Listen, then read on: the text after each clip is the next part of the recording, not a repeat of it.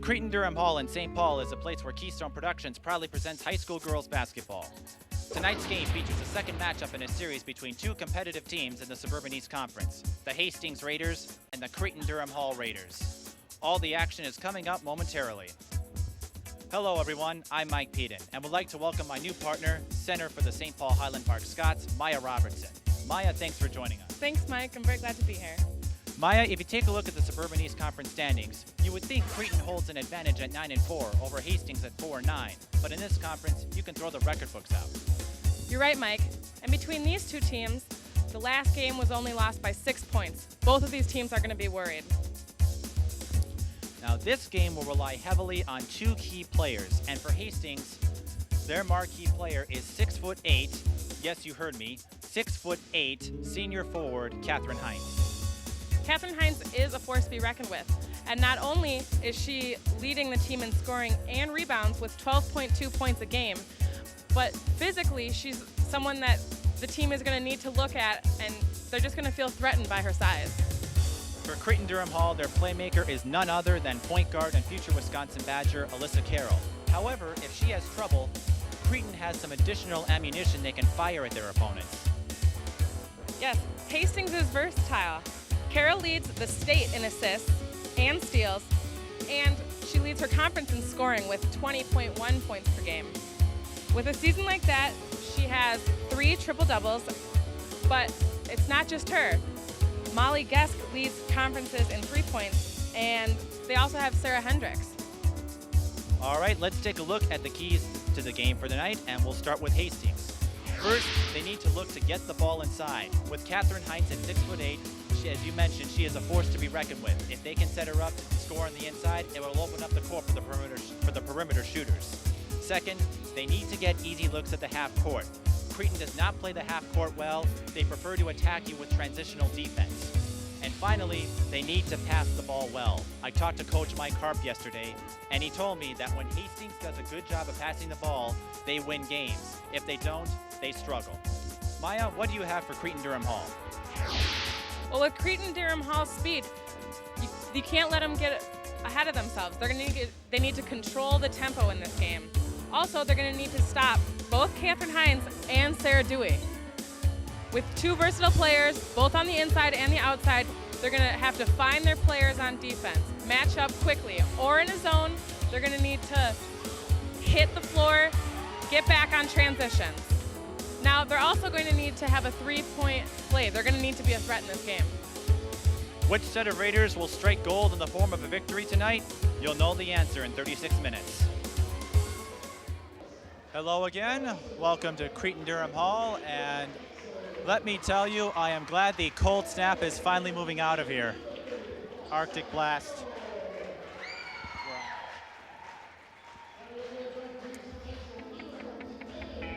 And let's take a look at the starting lineups.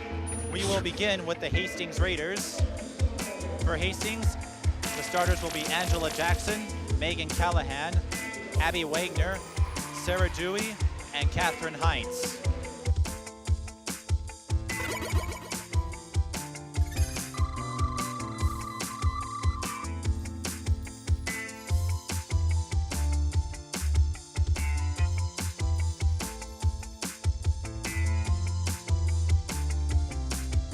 For Cretin-Derham Hall, the starting 5 will be Sarah Hendricks, Carolyn Dienhart, Alyssa Karel, Molly Jeske, and Sheila Otto.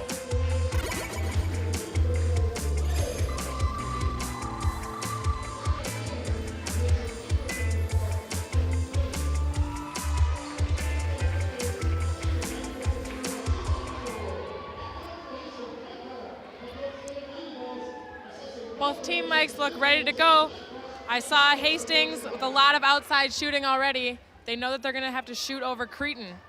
Just looking at them lining up for the Star-Spangled Banner, we had Hines towering over her team. Not only are they small compared to her, but they were small compared to Cretin. They're all about the same size, upwards of 5 feet, lower 6 feet. Now, Maija, I have to ask you, you played hundreds and hundreds of games over for Harding and Highland Park. down on this court and many other courts. How does it feel to be up here? Well, we're standing up here. We have a good view. It's always exciting the start of a game. You have two teams. They know what needs to get done. They're concentrating, and you know they're excited. I'm really excited to be here. And we hope you are too. Hastings again coming into this game at 4-9 in the conference, 10-12 overall. Cretin-Derham Hall 16-7 overall, 9-4 in the conference.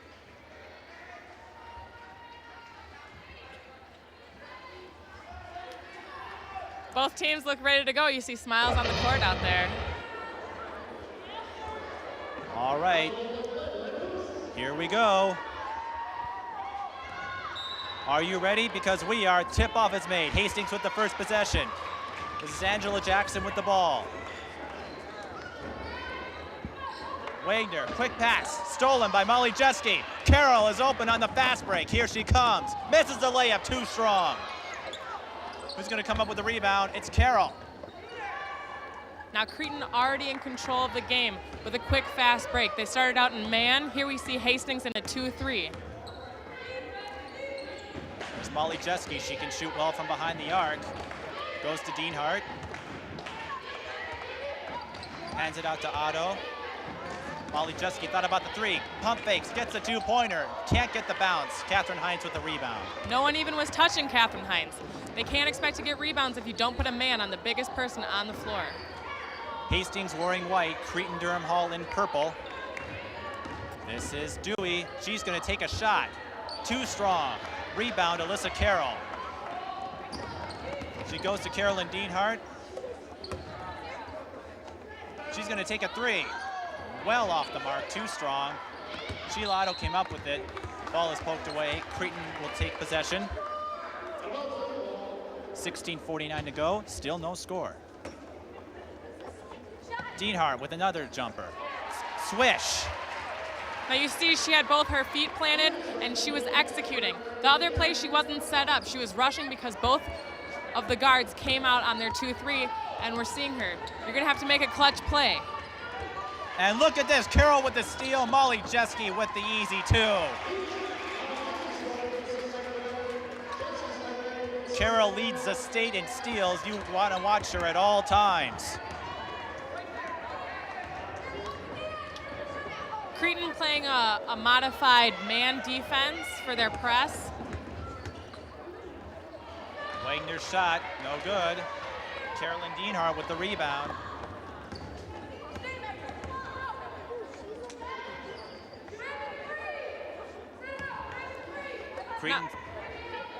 Cretin setting themselves up. Jeske's shot is blocked by Hines. Karel with the three. Bullseye! With a block like that, Hastings can really get some momentum with that. They can't let Cretin now get some rebounds off of that. It's going to kill that momentum. They're up 7-zip. Hines looking to get inside. She gets the first basket for Hastings. Good look. You know, with that kind of power, she's going to be able to go behind over the back. Karel pass a little too high. Hastings will take possession. The one thing Cretin showed on their last offensive series was perseverance. Hines came in with the block, but Karel was kept a straight face and sunk the three. Well, really, they know someone that tall, your shot is going to get blocked. That's basketball.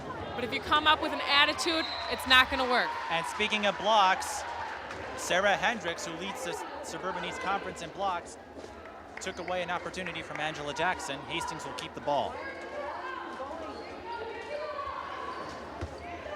Nice switch there with the man D doubling up on Hines. Callahan, she'll take a shot, too strong. Gets her own rebound, no good. Sarah Hendricks comes up with it.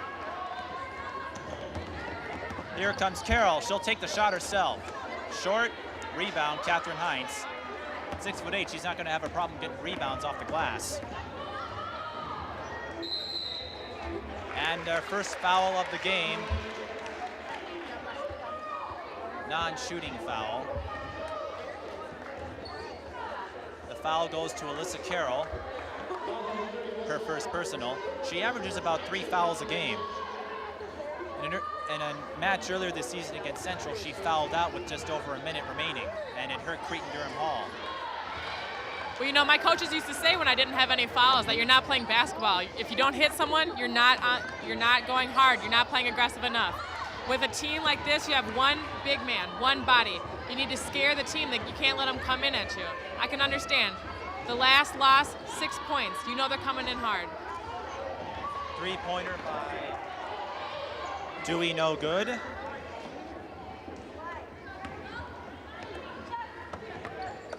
Sheila Otto, her pass was nearly deflected. Karel gets it out. Carolyn Dienhart for three. Bullseye. Timeout, Hastings. You know Hastings is hurting on that one. They thought, 7 up, Cretin, what are you going to do? Just returning with 2 points. They're down by 8. They have to take an early timeout. Good call. And speaking of Hastings, they have a pretty rich athletic history. I'm sure a lot of you have watched Super Bowl 41. One of the Hastings alum, Ben Utek, picked up his first Super Bowl ring with the Indianapolis Colts. And another notable alumni, Jeff Tafe, who is playing in the NHL with the Phoenix Coyotes, and this Hastings girls basketball club were state champions in 1996. By the way, Carolyn Dienhart with 5 points so far for that last 3. You see Cretin coming out very strong on their outside shooting. Hastings is a shooting team. They're small. They're going to need to start hitting some of those threes. I'm surprised that even their little guards are getting weak side rebounds, but they're going to have to do more of that. Let's see what the Hastings can do. Stolen by Hendricks. Here comes Karel, and she gets the bounce. She's staying strong. She knows she's little, getting it in there. Karel going to Wisconsin. That's 5 points for Cretin, applying full court pressure, and it works to perfection. There's a jump ball, and Cretin will take possession. Karel's being a leader on offense and defense. She started several of their steals in the backcourt, and she's also acting as a point guard. However, she has been lagging on some of their fast breaks and getting balls after a shot attempt and a rebound by her team. Jeske with a three-point attempt that fell short. The rebound was for Sarah Osberg. But you're right about Karel with steals, and Osberg gets the first basket. She leads the state in that category as well. Now you're seeing both teams in a modified 2-3, modified meaning that they're probably going to come down to the corner and trap. Their coaches might have mentioned to have possibly Karel matching up with one of their point guards to have some more control over who's controlling their offense. Cretin's last pass missed her target. Hastings has possession. Substitution for Cretin-Derham Hall. Sarah Hendricks comes out. In comes Rosie Malone-Pavoni. She has a lot of speed, which can be useful on fast breaks. And Pavoni applying defense. And foul. Sarah Dewey draws the foul. She will go to the free throw line for the first time. The foul is on Sheila Otto, her first personal.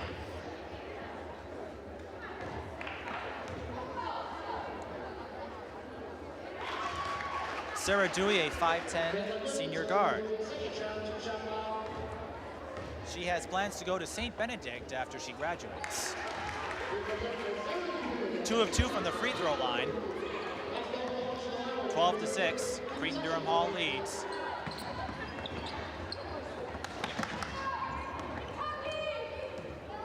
There's Karel playing quarterback. Ball is stolen by Abby Wagner.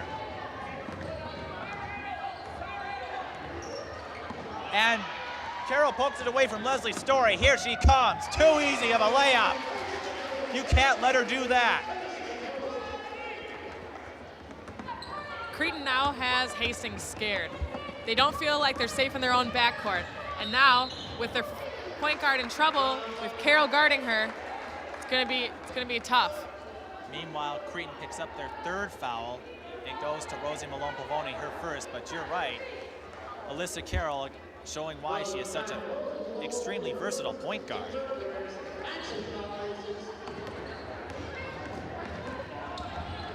comes Osberg, shot too strong. Jeske tried with the save it, but Hastings will keep possession. Alyssa Karel, by the way, has 7 points. Substitution coming in as Sheila Otto comes out.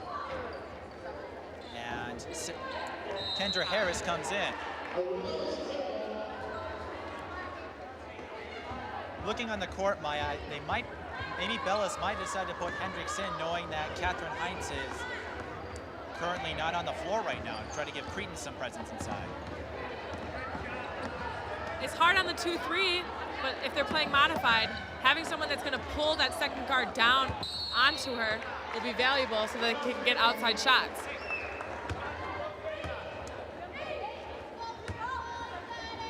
If you just joined us, Cretin-Derham Hall dominating early, 12:01 to go in the first half, 14-6. Karel here acting as a strong presence, not only acting as a point guard, but leading in points with 7, half of their points, and several steals. Kendra Harris takes a shot from the paint. No good. She faded away on that. She wasn't prepared. Rebound by Dewey. Just going to hand it out to Storley. And a traveling violation on Amelia Schmitz. She was looking pleadingly to the ref to get her a foul, but Cretin was planted. Substitution coming in for Cretin. Hannah Gickling stepping in, replacing Carolyn Dienhart. And she is serenaded with some applause from the Cretin-Derham Hall fans. Heinz also back in, playing the middle of their 2-3. I think looking to cancel out the Harris effect.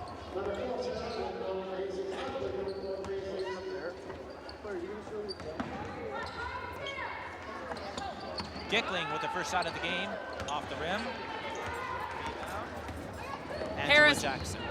Harris nowhere near that rebound. And Jackson takes it herself and one. She'll go to the free throw line for a 3-point play opportunity. The foul was on Kendra Harris, her first. Speaking of fouls, Hastings has yet to commit one. Cretin-Derham Hall only with 2 more to give. Free throw too strong, but the rebound by Osberg, and she ends up losing it to Gickling. Couldn't capitalize there. Here comes Karel. She weaves her way through a double team and gets the layup. Now that one just hurts. It's a 1-on-2, not a 2-on-1. You can't let her capitalize against 2 of your players. Cretin with early momentum. Karel going for the steal, missing. Heinz responds from the paint. Harris not a presence. Meanwhile, Pavoni's shot is blocked. I believe that was Heinz. Here comes Hastings. This is Jackson. She goes out to Osberg. No good. Rebound Harris. We were talking about Harris not being a presence. Heinz has a full 7 inches on her. Karel for 3. Bullseye. Harris knows she has 7 inches on her. She needs to know that she needs to get down, hit her low.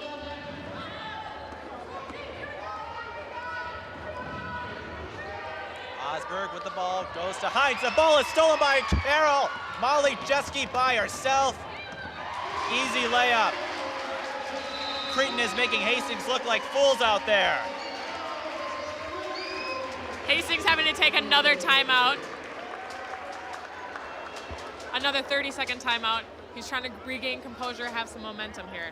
Now, in the timeout, Karel's coming in with 12 points and another steal off of Heinz. It's obvious Cretin's coach has made several comments to his team, her team. Thank you. Amy Bellis has obviously instructed her team to double team on Heinz with Harris in front. Karel got that steal by coming from behind, but she knows she's not going to be able to one-on-one her, so she had to go for the steal. That time it was lucky. But if she keeps coming across her body, the refs might start calling that as a foul. I bet you Wisconsin is glowing with glee. Alyssa Karel will be heading there next year.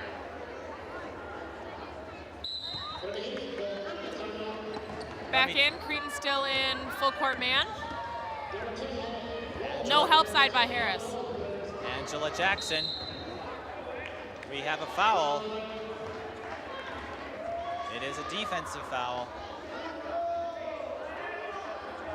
Number 10, number 34. Hannah Gickling called for a first personal. Cretin with only one more to give. Hastings still yet to commit a foul. And Megan Callahan draws another one. She'll go to the free throw line, and now Cretin has no more fouls to give, so Hastings might be able to climb their way back here on the charity stripe. Second one by Hannah Gickling, number 34, 2 in a row. Gickling sinks her first, or Callahan sinks her first, 5'9" senior guard. Interesting, Harris not lined up against Hines. Hastings sinks both. It's 21-12. Oh, we have Dewey tripped. Hendricks can't capitalize. Goes out to Molly Noel, and Cretin will reset. Hendricks would have capitalized on that. I think the fans would have helped it out with that momentum. Feeling like that by a guard, you just cross someone. They come one-on-one, you cross them, you hit your man. That's just one of the best feelings as a point guard. Sarah Hendricks with the last basket. And Kendra Harris draws another foul. It's a 1-on-1 bonus for Hastings. They'll go to the free throw line from here on out. With 9:05 to go, this is where Hastings can make a move. Now Sarah Dewey, strong guard. No, she needs to sink these. I'm sure she's a clutch player. 1 for 1.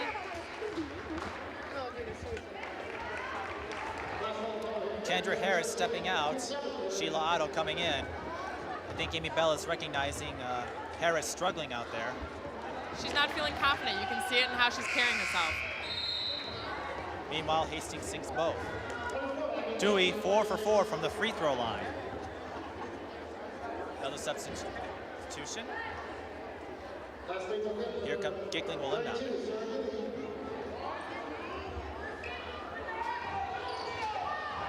And nice poke by Megan Callahan. Unfortunately, it goes out of bounds before she can do anything with it, but a great way to shake up Cretin.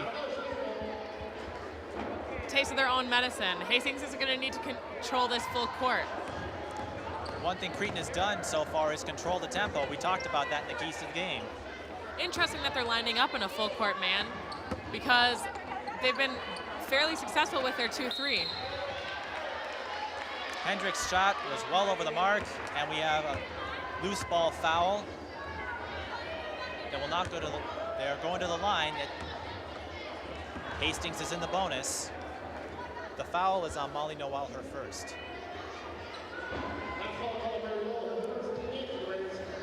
Looking at the foul tally, Cretin's 8-2, Hastings 0. You can definitely tell which is the more aggressive team. Well, Cretin's bigger. Hastings is small. A lot of guards, a lot of shooters. They're not coming in like Cretin is coming. They're coming hard with a lot of pressure. But on the flip side, the refs are seeing the disparity and calling a lot of fouls on Cretin. I'm sure they must be upset. They feel like they're just being aggressive. Dewey sinks both. She is 6 for 6 from the charity stripe. And Hastings slowly coming back. They're down by 7. Gickling hands it out to Hendricks. And 1.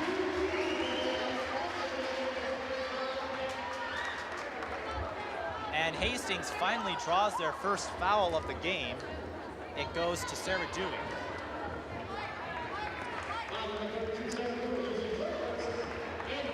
And likewise, this is Cretin's first trip to the free throw line.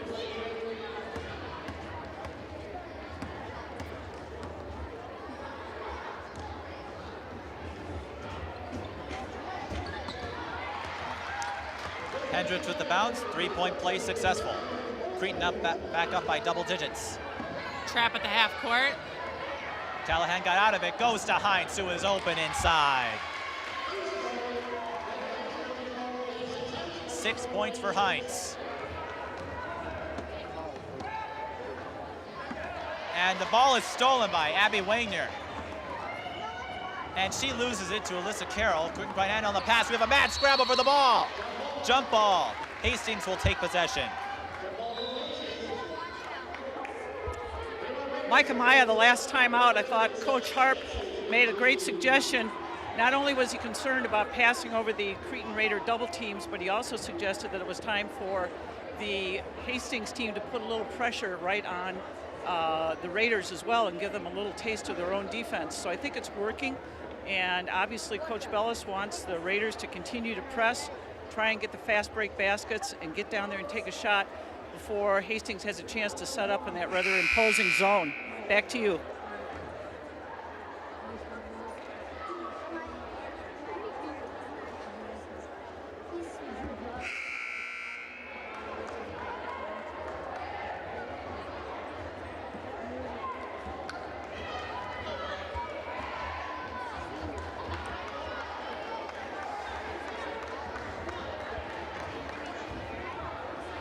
Come out of the timeout.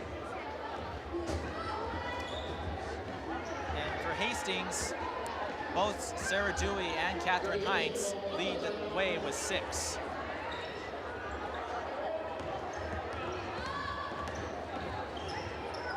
This is Angela Jackson, goes out to Callahan. Goes to Dewey, looking to get inside. Nothing doing. Ball up. We'll get a chance to reset. Cretin's Molly Noel really needs to go after that ball. Shot was blocked. I believe that was Hendricks. Carroll comes up with it, and she can't get a handle on it. Cretin not able to capitalize on that steal. That's frustrating. You have Sarah Hendricks with this amazing block. That's a momentum builder. Cretin has to capitalize on these momentum builders. Carroll, by the way, leading the scoring for Cretin with 12. And a foul. Carolyn Deinhardt. Yes, and that will put Hastings back to the free throw line. Basketball is a game of runs. Cretin came out early. Hastings now with a slow but consistent run here. They started out with their full court man defense. It's really kind of helped them out. Surprisingly, most of their possessions, however, have not been off of steals, but off of defensive rebounds. Referees holding a quick conference. Angela Jackson will be taking the free throw shots for Hastings. 7:39 to go. Hastings could claw their way into this game from the line. They've had far more attempts than Cretin. But that's not going to get it done. Sarah Hendricks not playing it, didn't get the over the back call. And Carroll overthrows her target. I think Cretin showing a little frustration. Substitution coming in. Catherine Heinz is stepping out. Sarah Osberg coming in. Hastings going back to the small lineup.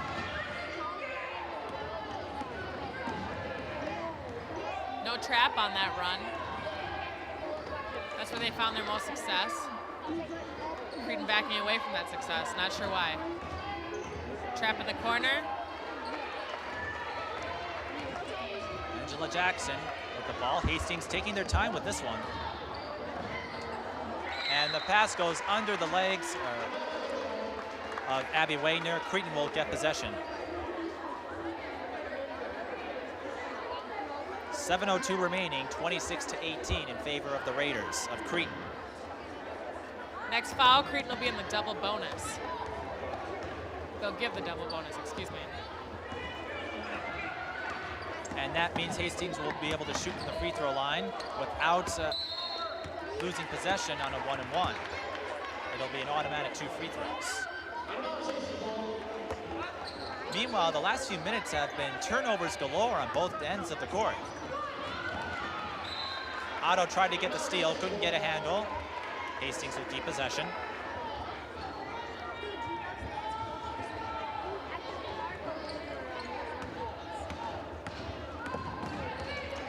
Carroll looking at the trap, deciding against it. Now, Cretin in help side because they are coming up to the trap. Hendricks with the block, or deflection pass, and Jeske finally comes up with it after a bit of a scramble. Deinhardt with the long jumper, off the rim. Too much. Rebound Dewey. And she'll take a 3. Too strong. Sarah Osberg nearly got the rebound. Carroll comes up with it. Spin moves to Jeske. And another 2 points from the paint. Karel really knows how to play up to her crowd. Behind the back passes, making hilarious facial expressions. She's just really hitting the floor. Crowd loves that.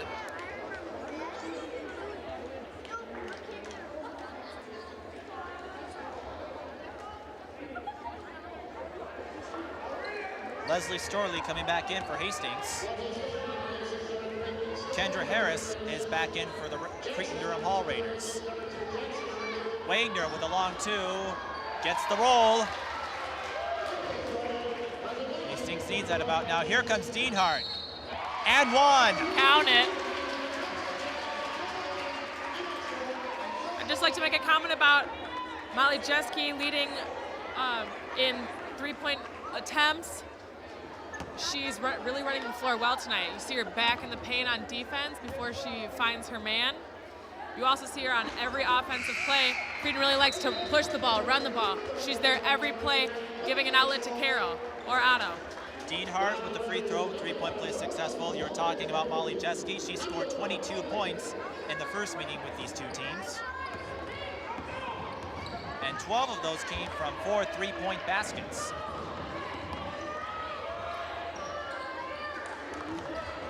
Now here's Harris back in. Meanwhile, Amelia Schmitz gets a basket for Hastings.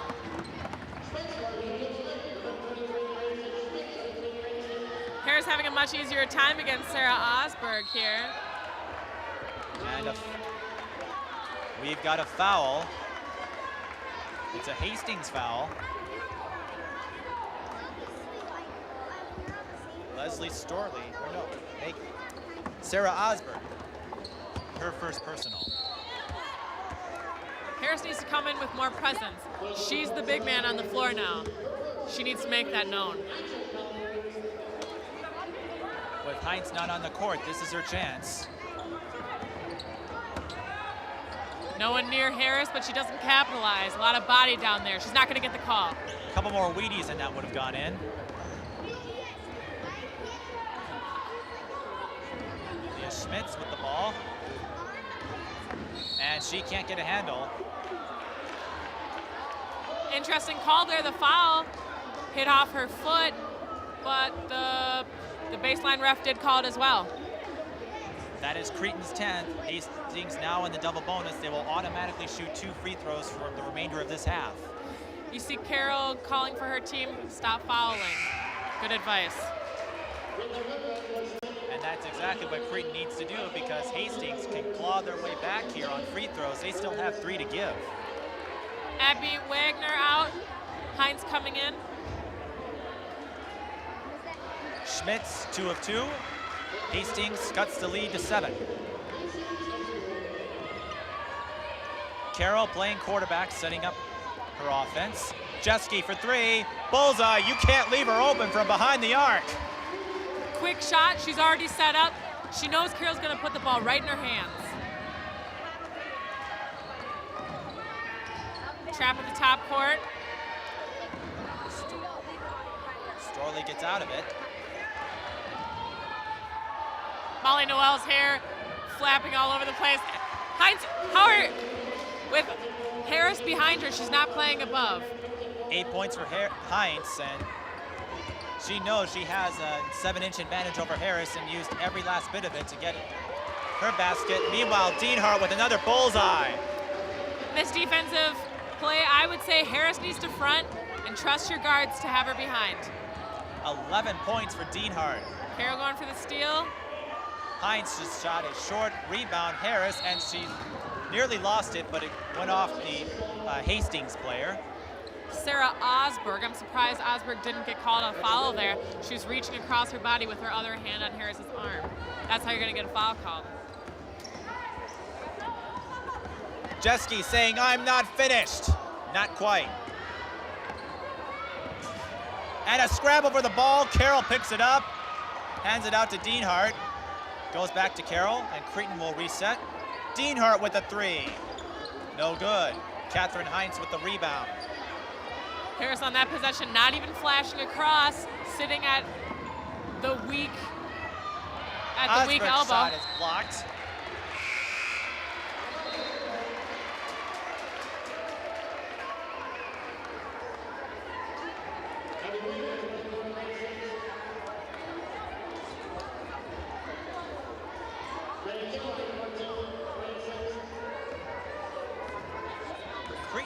in control from this game since the tip-off. Karel gonna take a shot, no good. Pavoni comes up with it. Hands it out to Jeske. Dean Hart thought about a three. Will go out to Jeske. She can't get a handle on it, loses the ball. Dean Hart deciding that Hines would dominate Harris, although she had perfect position for a perfect pass down there, but just not a lot of faith in that in Harris as a post. 6-1 to 6-8 matchup. Meanwhile, Hines' shot is too strong. Hastings will keep possession. Harris just in Hines' face. That's what she's going to have to do.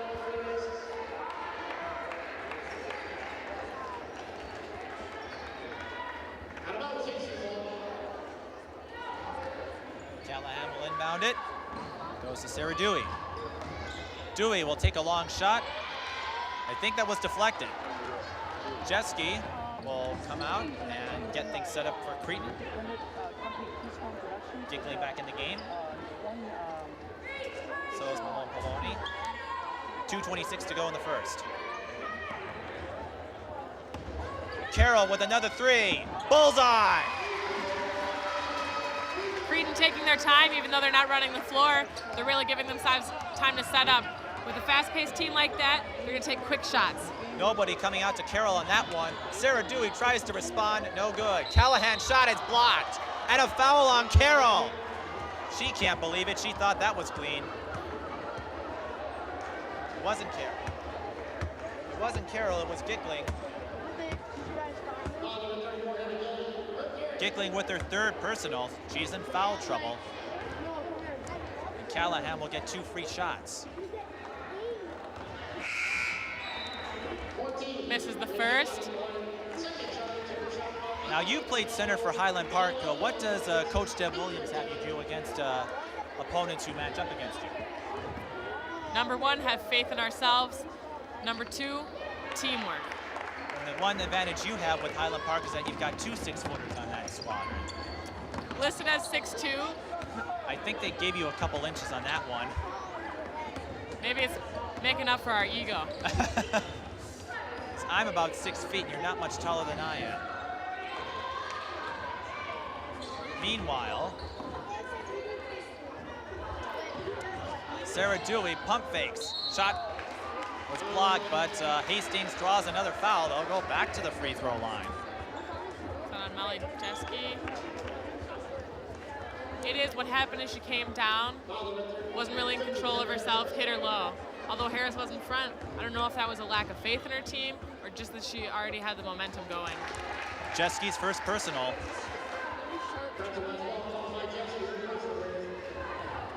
Hastings sinking the free throws, but Cretin keeping the distance with their 3-point shots.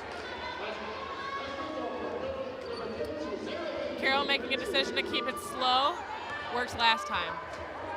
90 seconds left in the first half.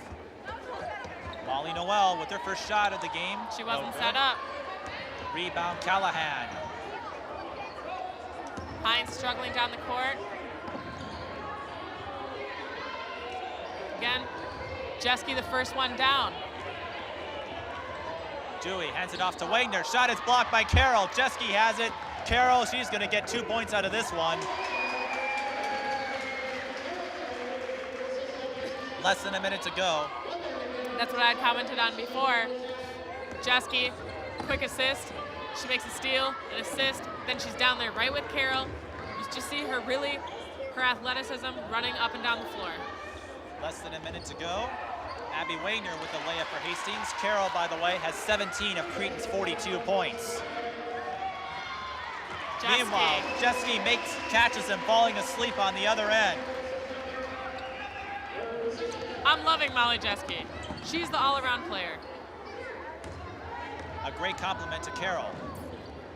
Hines in trouble. Now Hastings taking their time, looking to get set up. Sarah Dewey with a 3, too strong. Karel with the rebound. And she's got a 2-on-2 situation.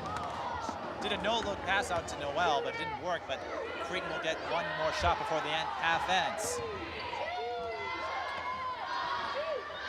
Karel, good if it goes, not quite. That is the end of the first half. Cretin-Derham Hall dominating throughout as they lead by 14, 44-30.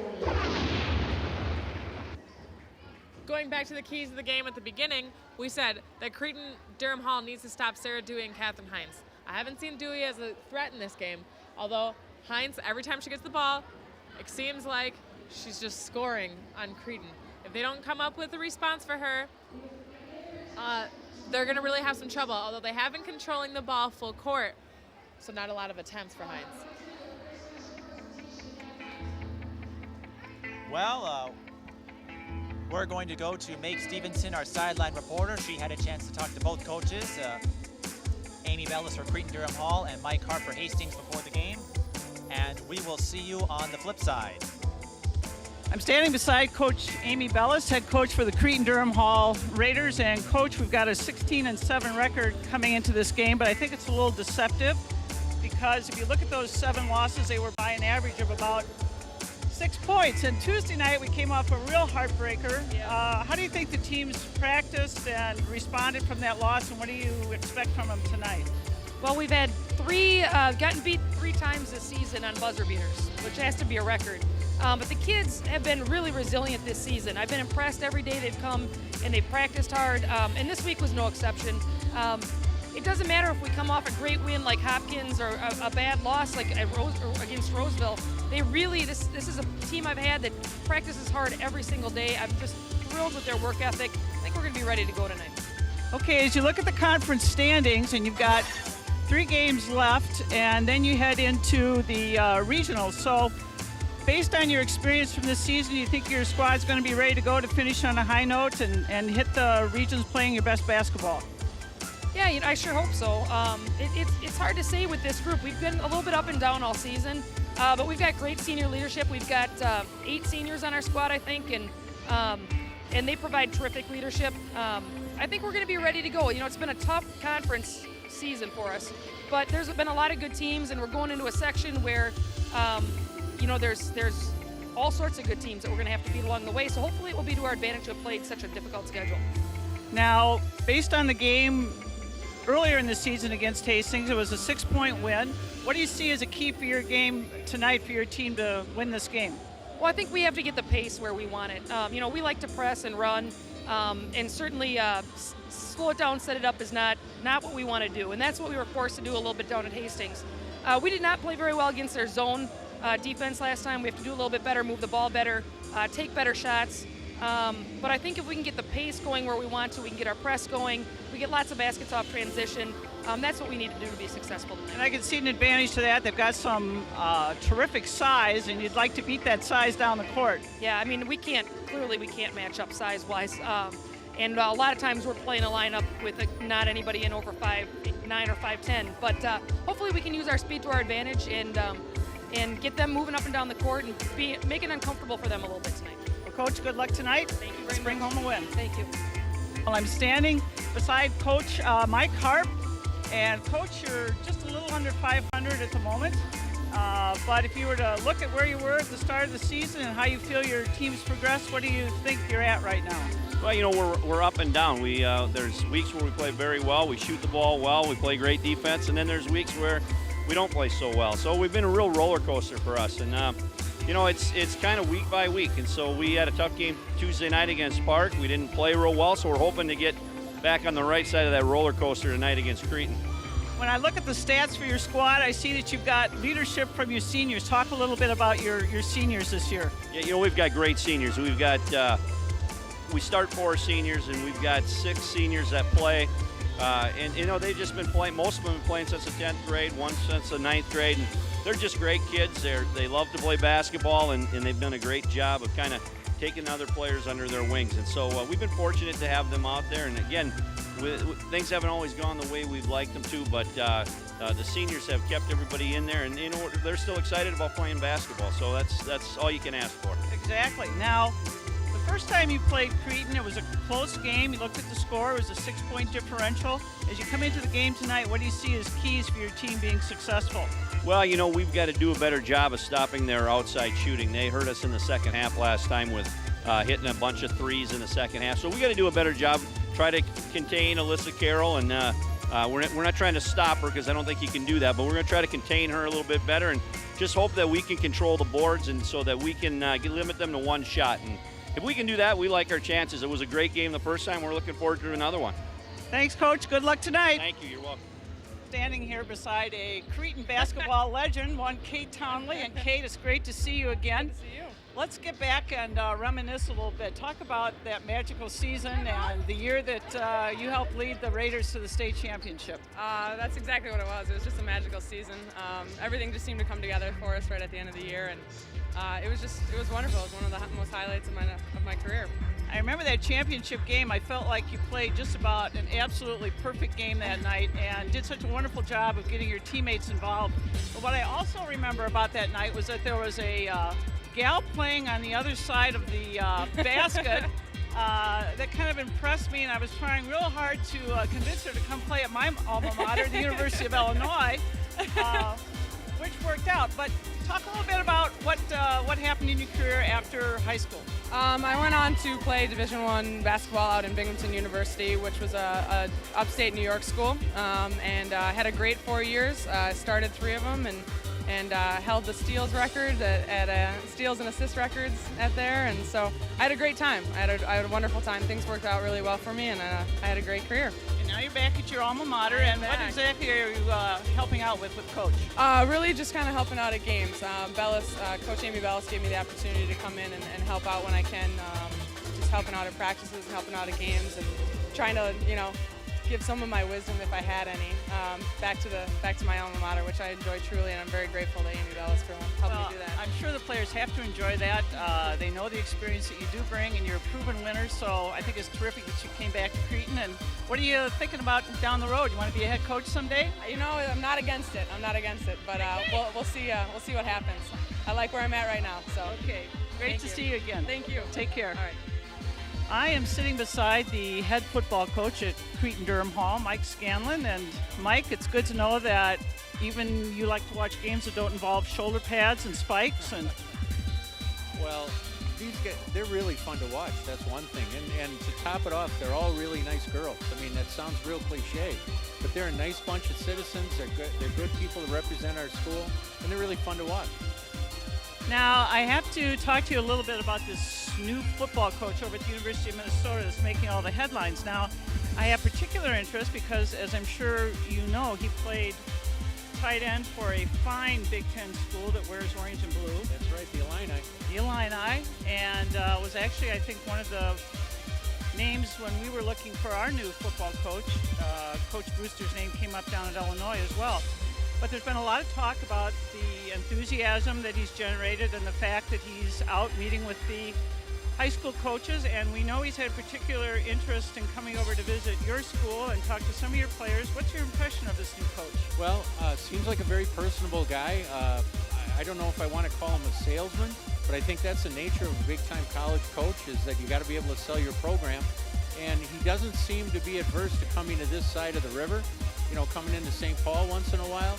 I know he's been here, and then he had 3 of his assistants, both of his coordinators were at one of the basketball games. So I think they finally have a chance to compete for some of our better players. Because we've seen a lot of those good players heading off to Wisconsin, Notre Dame, Iowa.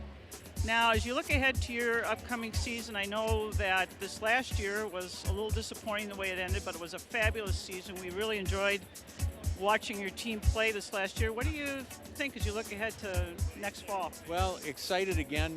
This place, you can't be a whiny coach at Cretin-Derham Hall. The cupboard's never bare. We're going to be good on offense again. We have a new quarterback that we think can really play, but nobody knows about, John Nance. I mean, everybody's heard of him, but nobody's seen him play. I think some of the people have said he's the best quarterback that nobody knows anything about. But, Floyd back, Shady Solomon back, our offensive line will be better. We got all of our linebackers back. I think we're going to compete again.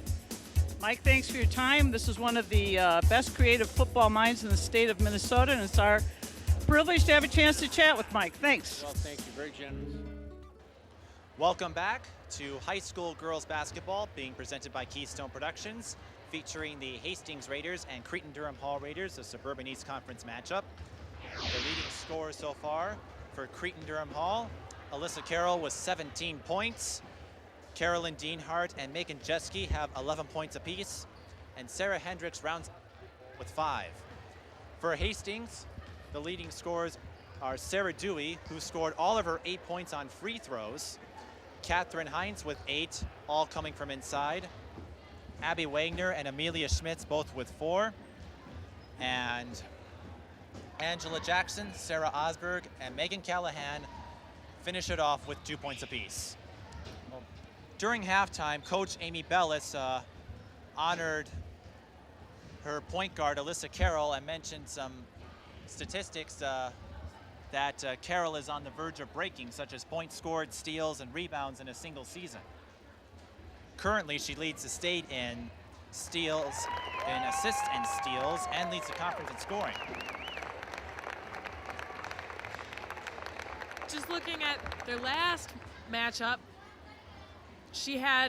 Alyssa Karel had 20 points. Already this half, she's only had 17. She keeps getting better. As I mentioned, Wisconsin, I'm sure glowing with glee to have her. She's going to give the Gophers some trouble, that's for sure. Now, what does Hastings need to do in the second half if they're going to come back in this game? They're going to need to transition in the full court. They can't let Cretin get ahead of them. They're smaller. They should be faster. Secondly, I think that they need to go to Heinz more often. She has power. They need to utilize it. And she's with their matchup against Harris hasn't done anything to throw off her concentration. There's really no one that's stepping up to her. There's no one that's willing to put a body on her, especially when Cretin's already having foul trouble. They can't afford to just be throwing their men at Heinz. Speaking of foul trouble, that Cretin with over 10 fouls in the first half, a lot of players have fouls, a couple are in foul trouble. Hastings only committed 3. Exactly. Cretin's not getting extra points off of free throws. So Hastings need to stay consistent with that, but also step up their game. I'm sure that's what the coach talked about. Stay consistent with your lack of fouls. But I would say throw a few more fouls at them. Remind Cretin that they are not in control necessarily. Put a little fear into them. We begin the second half. Sheila Otto with the 3, bullseye. They're spreading the 3s around. Already getting their bench hyped up.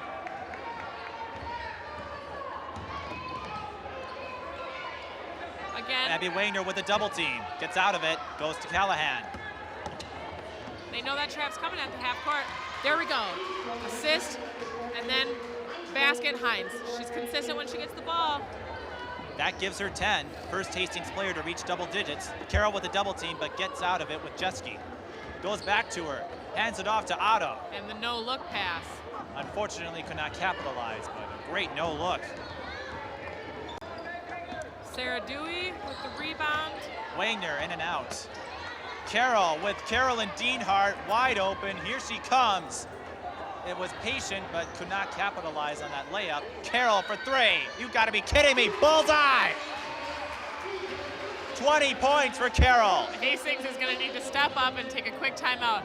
Their coach is not gonna be happy about that. 20 points for Karel. She is sick. I tell you, she is sick.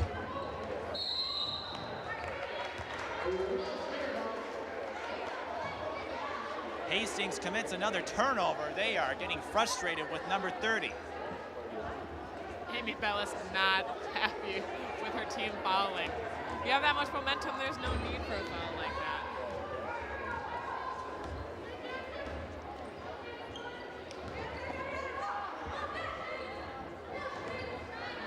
Molly Jeske gets the ball poked away by Callahan.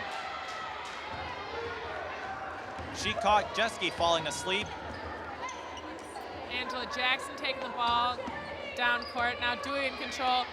Jackson's shot is blocked by Hendricks, and Cretin will get possession. The give and go is a really hard play to run against a zone. It's not as if one person is getting lost behind you. There's always someone to have your back. That's why really strong, unified teams are going to use the zone, and I'm sure that's why both of these teams are in it. Meanwhile, Coach Mike Harp talking to the referees. Harp mentioned before the game when I talked to him yesterday about Hastings passing the ball well. When they do that, they win games, and when they don't, they struggle. And we're seeing that in full court action here so far. Mary Kenny steps into the game for Cretin. Now Hastings in a help side defense.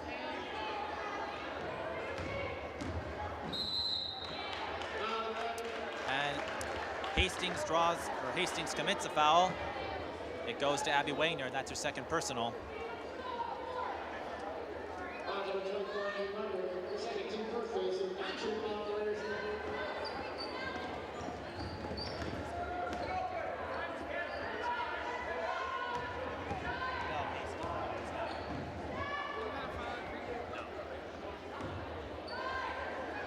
Kenny looking to reset.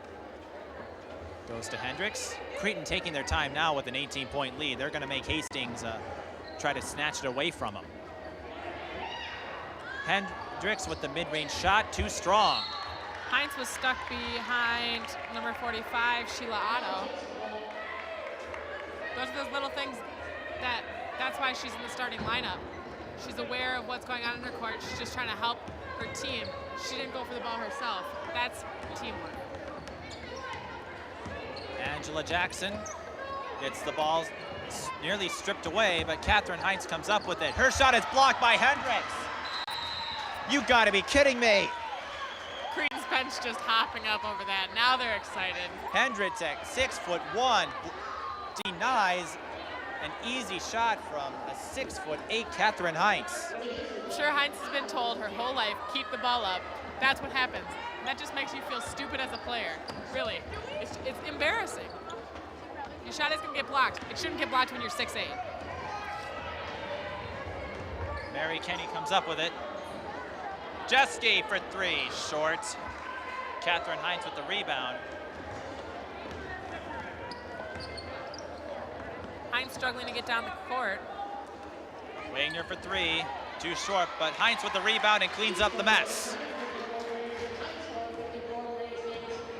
Sarah Hendricks, a ridiculous blocker. Ridiculous to put against Heinz. She's not that strong defensively against the post, it doesn't look like. But here, Molly Jeske getting hooked by Megan Callahan. Callahan. And substitutions coming in. Leslie Story, Megan Osberg, and Amelia Schmitz. Coming out are Angela Jackson, Megan Callahan, and Catherine Heinz. Cretin doing the same. Sarah Hendricks stepping out, Rosie Malone-Pavoni stepping in, Carolyn Deanhart stepping out, Kendra Harris stepping in. Harris with an easy layup opportunity, but could not capitalize on that. Again, fading away. I don't know what she's scared of. She is the big man here. She needs to have a presence. And I've played against her. She's really used to using her body, keeping her center of gravity low. But I think Heinz has her scared. She's falling back. Another fadeaway. Even when she's not on the floor, Harris feeling intimidated by the presence of the Hastings big players. But I agree with you. Harris was in position to score a layup. I don't understand why you would fade away on that. I think it's the comparison between Heinz and Osberg. I mean, Osberg obviously no comparison, but at the same time, Harris is scared of that feeling, that constant having a body right there. She just isn't confident in this game. I don't know. Maybe she's like that, but she's not. She's consistent, but consistently not scoring. Meanwhile, Storley had her third personal foul just a couple seconds ago. And a scramble for the ball. It's a jump ball. Hastings will keep possession. Good sportsmanship there. All three Cretin girls offering their hand. Schmitz having trouble finding a target. Goes to Sarah Dewey. Nice backdoor cut. Quick V cut. Strong. Dewey looking to sterilize the wounds. Kendra Harris open, but too strong. What a beautiful roll. You have to reward yourself on that. Unfortunately, it couldn't come in the form of 2 points. Ref absolutely freaking out about whose ball it is. Getting red in the face, exciting times. Indeed, the baseline ref calling it for Hastings, but the call was overruled. Overruled by sheer hopping around, no real discussion. Hastings can't be happy about that. Hard to discuss when you're several feet away. Cretin draws another foul. This time it's Hastings having a problem with foul trouble. That's their 4th this half. They only have 2 more to give. The foul is on Sarah Osberg, her 2nd personal. Karel shaking her left ankle. It seemed like she walked to the sideline with a bit of a limp. Now she's back.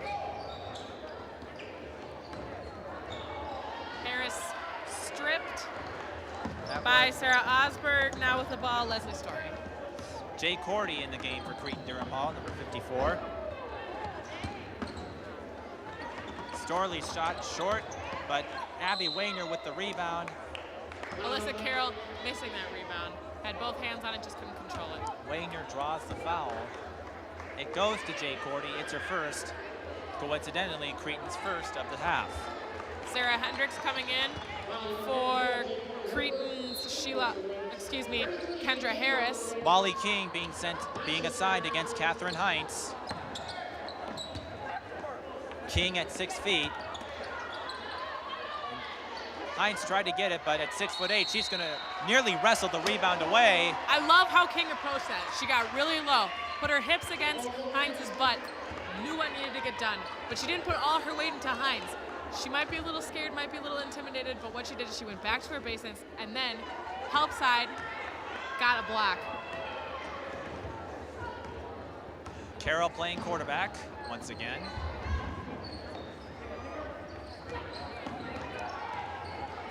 Goes to Jay Cordy, who gets the 2 points, the kiss off the glass. Cordy being pushed around a little bit by Amelia Schmitz, who she picked. Speaking of Schmitz, Karel nearly got the strip. Catherine Heinz. Drew a foul there.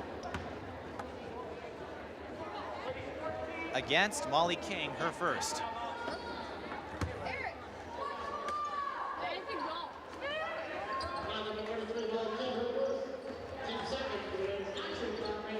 And Schmitz's shot is blocked by Karel, and unfortunately, Alyssa came down a little too hard. She'll get called for her 2nd personal foul. She's settled down a little bit since the beginning of the half. Still remains at 20 points. And Schmitz will head to the free throw line. Would have been a clean block. You heard hand on ball, but she came down with her momentum forward and ran into the shooter, who is Schmitz. Thank you, Schmitz. And 2 of 2 Schmitz. 1 of 2. 52-37.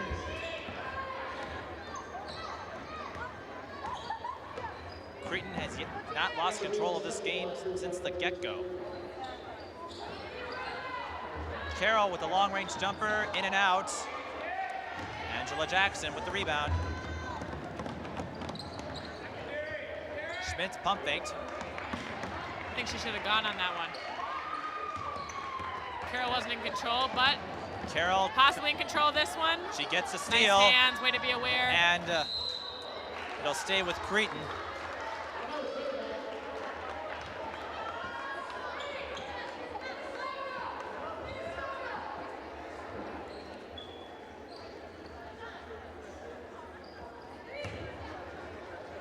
Rosie Malone-Pavoni in the game. There's to Molly King. I think Amy Bell is looking to get some of her reserve players some minutes. Karel for 3. Bullseye!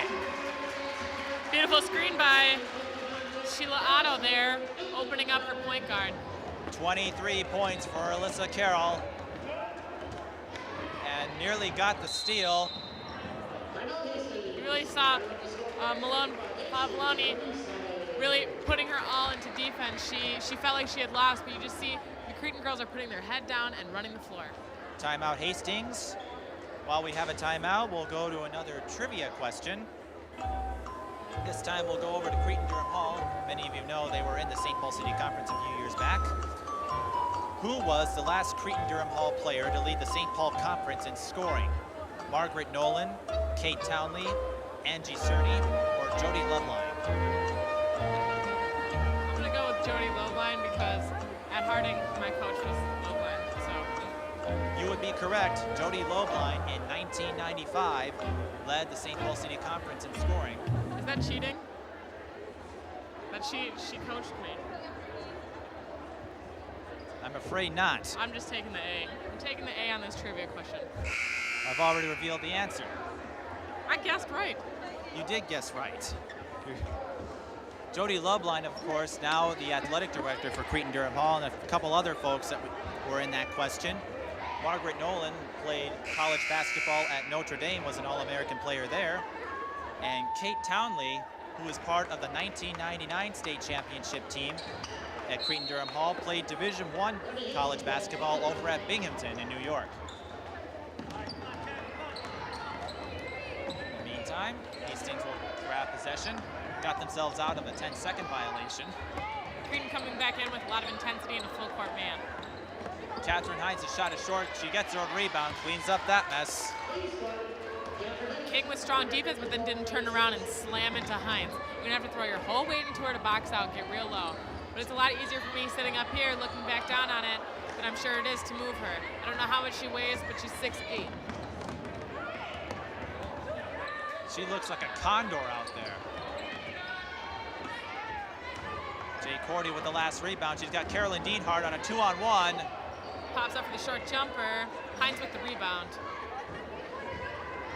Hastings looking to, they have to come out of a 16-point deficit with less than 10 to go. They're running out of time.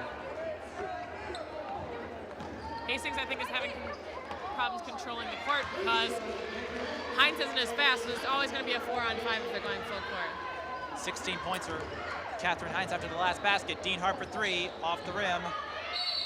Jump ball. Hastings will take possession. That was King and Hines under there. Hines really not getting thrown down by King, but her own force of just trying to rip that ball. 30-second timeout. Hines at 6'8" is probably not going to get thrown down by too many players out there.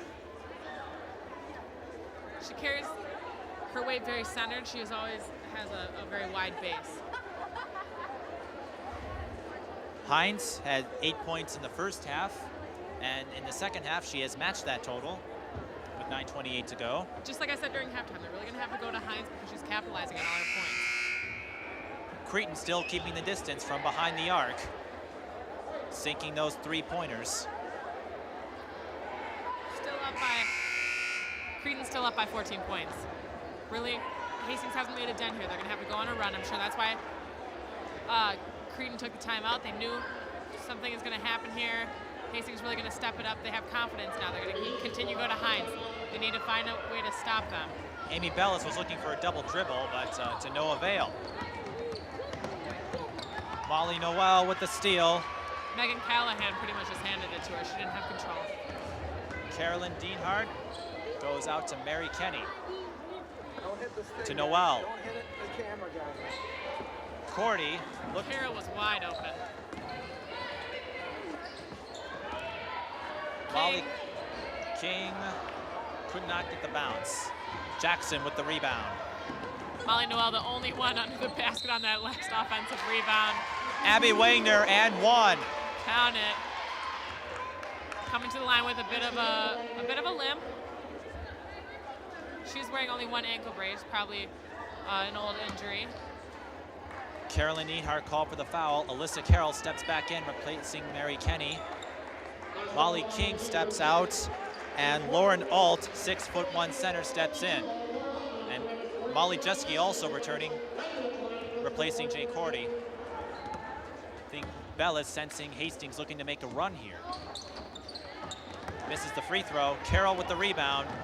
She's going to weave her way around another double team. Can't get the layup that time. Great effort, just couldn't get the ball in there. Abby Wagner, shot is short. She's wide open. Not enough Wheaties on that shot. And Carolyn Dienhart gets the ball poked away. Cretin needs to continue to run full court. If they don't have a man on the shooters down, that's going to be the way Hastings is going to climb back into this game. Molly Noel steps out. Sarah Hendricks steps in. Again, I think Bella's looking to stomp out any remaining hopes that Hastings has of upsetting this Cretin team. Karel with another three, nearly got the bounce. See there, Maija didn't have Hines boxed out. She's not going to get over the back call or something like that. She's going to have to put all her effort into boxing him out. Callahan was looking for Hines, no good, but Wagner comes up with the ball, too strong. Hines with the rebound. Shot is short, and a fight for the ball. Jump ball, Cretin will take possession. Hastings had 2 offensive rebounds on that series and could not come up with anything. Amy Bellis, I think this is a good idea to keep King in. She's really doing a good job fronting Hines and then rewarding herself by going after the rebound, keeping her butt on Hines. Karel goes out to Dienhart. Thought about a 3, will take a 2 instead. That falls. Right over Hines. That gets Cretin's bench excited. That'll give you some confidence. Cretin showing that they're not afraid of a 6'8" forward. Callahan with the shot, no good. Dienhart touched it. Hastings will get another shot at the basket. Cretin needs to continue to keep running down the floor. They're quick. They need to continue to be quick because that's how they had such a run in the first half. Still up by 14 points, however. Abby Wagner with the shot, swish. Here's where Hastings needs to make a stop if they're going to have a run right now. 7 minutes to go. Down by 12.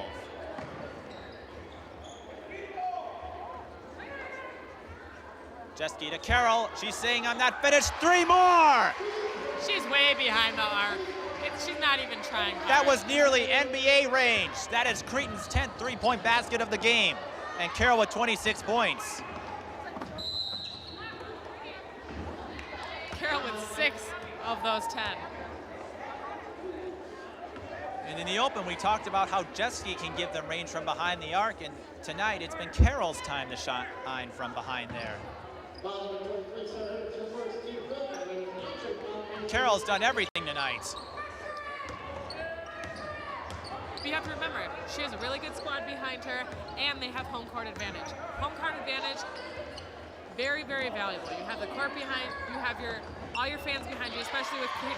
It was a notoriously large crowd, a lot of fan base, both students and parents, family.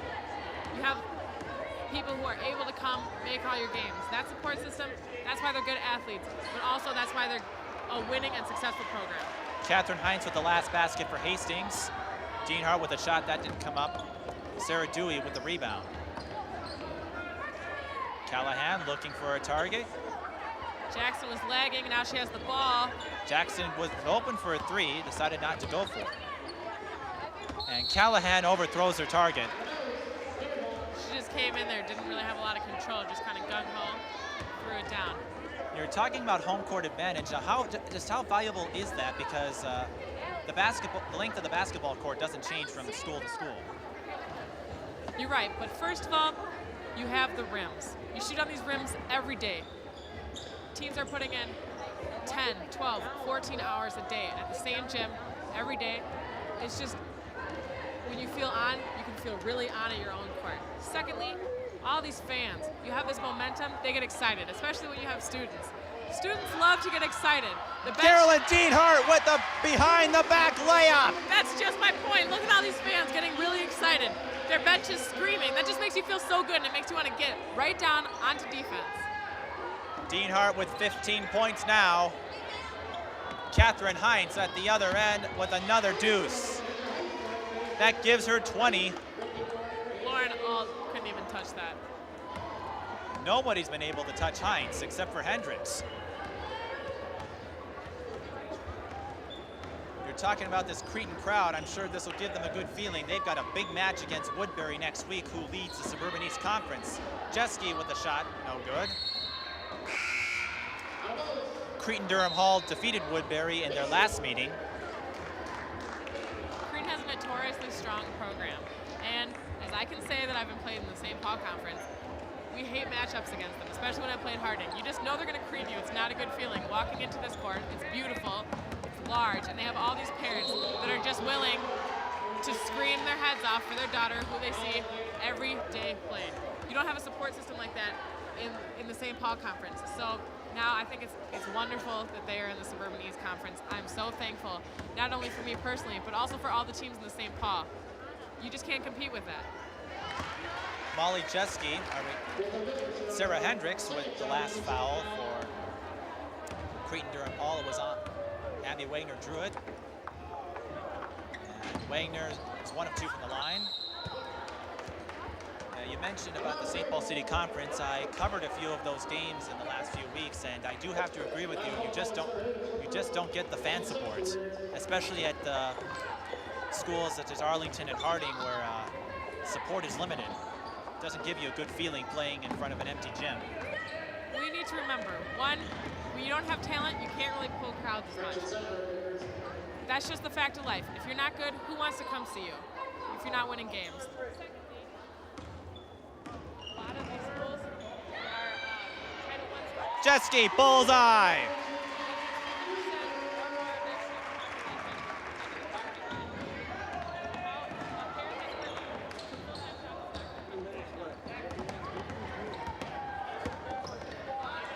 Jeske reminding everybody that she can shoot from behind the arc. Cretin trying that trap in the corner. Jeske out to Karel, poked away by Osberg, and somehow Hendricks gets it, can't get the roll. Karel with ridiculous behind the back For passes. three, no good. Jeske with the rebound, she draws the foul. Jeske's 6 feet tall. She doesn't play like it until she gets under the boards. Then she looks 6 feet tall. I love that in her. She has the speed, she has the quickness. She's built for speed, but she's also tall enough to be getting in there and getting those rebounds. And Molly Jeske, another compliment to her and to her three-point shooting is that she leads the team in free throw percentage. She came into tonight's game 81%, 43 of 53. But what I like about Cretin-Derham Hall, they're up by 15 and it looks like they're about to wrap this one up, but they're not letting up. They're staying hungry. Jeske 1 of 2. Cretin-Derham Hall up by 16. Jeske now has 15 points.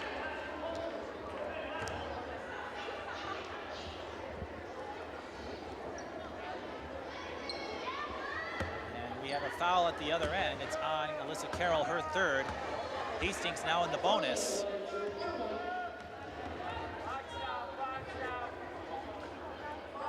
Leslie Storley at the line. Shot no good. Jeske comes up with a rebound. Karel somehow gets it off to Dienhart, and she's going to miss that shot, but Liz Caldwell, nice effort to try to get that rebound to no avail. But you have to like the fact that she's getting some minutes in here. Bellis letting some of her reserves play. Liz Caldwell. What happened there is that she reached across the body. She wasn't set up properly to get that ball, and Heinz was coming to the ball. Smart move. She knows that she's not going to outrun, but if she's in a continuous motion towards her, she's so big that someone isn't going to be able to get around her. Heinz gets the bounce. That was Caldwell's first personal. Heinz now at 21, well above her average. Can't get the second. 3 minutes to go. Harris with that last rebound.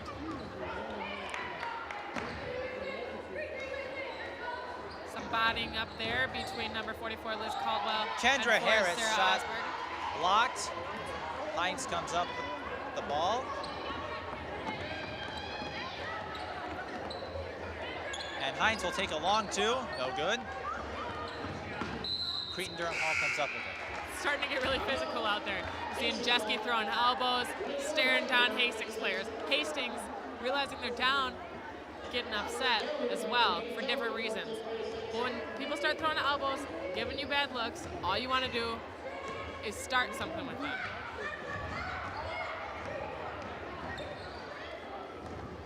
Molly Jeske thought about a 3. She goes out to Karel, who gets guarded almost immediately. Harris will reset. Cretin can take their time here. They're still up by 15.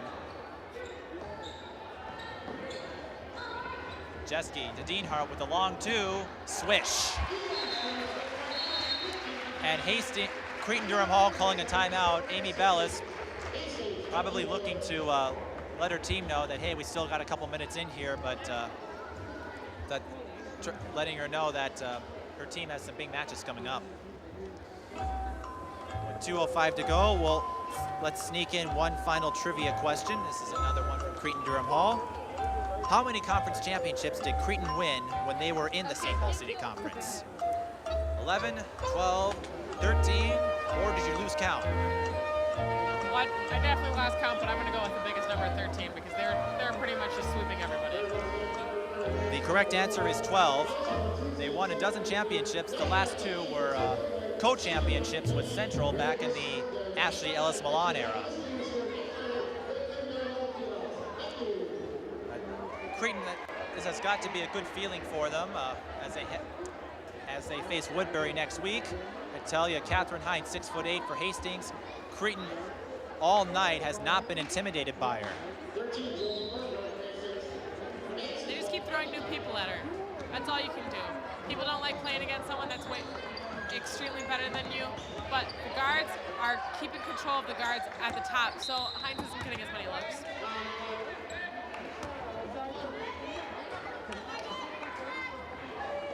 And a foul on Liz Caldwell, her second.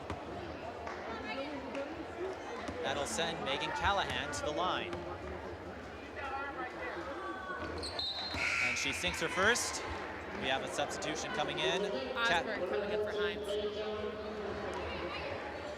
Now for Hastings, what do you take of this loss? You lost by 6 to Cretin in the first meeting. Now you get dominated by them. What do you take from this? Because there's something you can learn from a loss. Well, Cretin, they don't give up. Like you said earlier, they're hungry, and they're always hungry. They always have something to prove. Now that makes for a good team, a team that's going to be aggressive. That's why they started out with so many fouls. They were not about to lose this game. They were going to come out strong, and that's what they did. They couldn't be afraid. They'd already executed and knew what their challenges were going to be. I'm sure in preparation for this game, they had a lot of body, just getting everyone prepared. And you already have strong guards. If they're confident, they're going to stay confident, and that's going to make them better. Jossie Burr with the last basket for Hastings, but it comes too little, too late. Callahan with the steal. Jeske trying to force it in, just wasn't there. Hastings not going to give up. And Karel with the steal. She's got numbers. Hands it off to Caldwell. The ball is poked away by Burr. Karel has an amazing ability to put one hand on the ball, and then all of a sudden, she's pushing it up the floor. And Karel steps out of the game to a much deserving ovation from the Cretin-Derham Hall fans. Less than a minute to go. Cretin will move up to 10-4 as Jeske makes the 2-pointer. Hastings will fall to 4-10.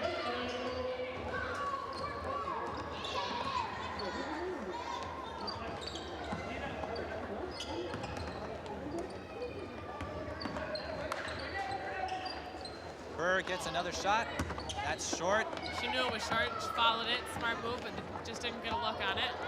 Nobody was there for Hastings to recover. And Cretin could very well run out the clock here, but they're not going to. Still attacking. I wonder why they're doing that. Looking to stay hungry, I imagine. Now they're taking their time. 10 seconds. And yeah, Cretin is now going to either hold for the final shot or just wind out the clock. Kenny with the ball. She's just going to let the clock run out. And Cretin-Derham Hall notches their 10th conference victory of the season. They moved to 17-7 overall with a 70-55 win over Hastings. Alyssa Karel no doubt was the player of the game tonight. It's quite obvious. She was steals, several three-point attempts. She was just solid all around. I also like the defense of Cretin by many of their players. They really played as a team, really good help side, and always aware where Heinz was to help their post players.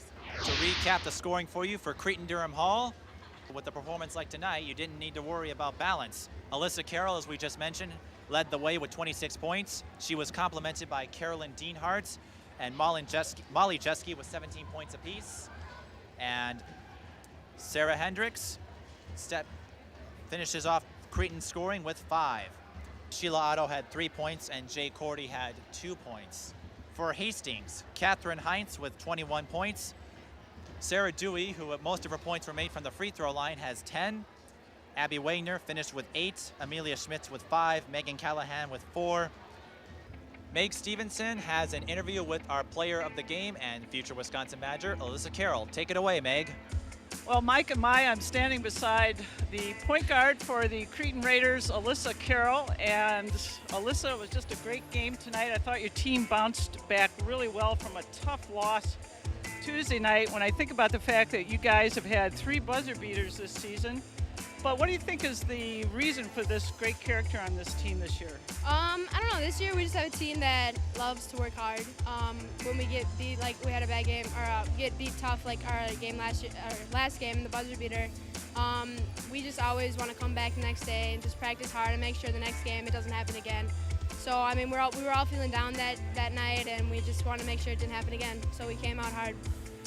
I was talking to Coach Bellis before the game started, and I said to her that I thought 1+ to all these close games is that when it comes time for the tournament to start, you guys know what it's like to be in a pressure-packed situation. Definitely, and we also know how to win them too. So it kind of goes both ways. The pressure won't get to us when it comes time for tournament time, and so it's nice that we've won a few of the close games, and we know how it feels to win, we know how it feels to lose. So. Now, I hate to talk about this, but I'm just going to have to do it because I really was hoping you'd be wearing orange and blue next year, and I've got to admit that you're going to be wearing red, but I am very happy that you're going to be playing in the Big Ten Conference. Now, I know you've got this season to think about and get finished, but do you ever let yourself think what it's going to be like to be playing in front of a good crowd at a Big Ten game? Definitely, all the time. I've been to a couple games. Saw them play Minnesota twice this year already, and both those games was a great atmosphere. It's a little intimidating, the crowd, but hopefully I'll get used to it. And, I mean, I'm really excited. I'm looking forward to it, but I'm just kind of concentrating on now and here, and trying to get what we need to get done now. So. Well, Alyssa, congratulations to your team tonight, and good luck finishing this season on a strong note. And let's see if we can take it down the road for tournament time. Sounds good. Thanks. Thanks. That will do it from Cretin-Derham Hall. The final score once again, Cretin-Derham Hall 70, Hastings 55. For Maija Robertson and Meg Stevenson and everyone else here at Keystone Productions, this is Mike Peden signing off. So long, everybody.